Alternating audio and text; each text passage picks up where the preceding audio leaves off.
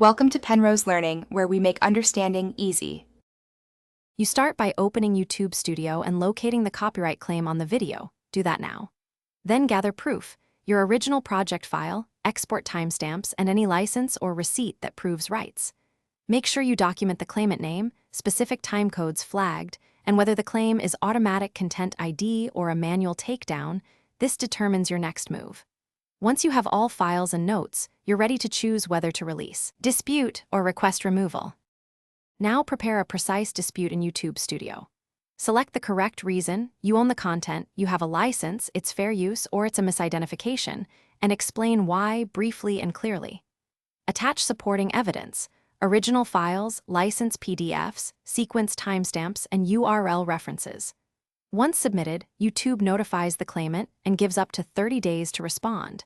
Meanwhile, your video may remain monetized by the claimant. If you're unsure, consult the claimant's contact before disputing to avoid escalation.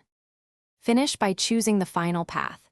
Accept and release the claim if it's valid, negotiate with the claimant for release, or file a counter notice if you believe the claim is wrongful.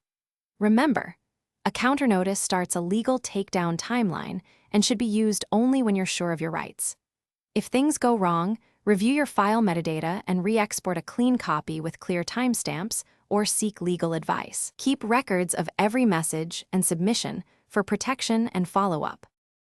Thanks for watching. If this was helpful, leave a like and consider subscribing. See you next time.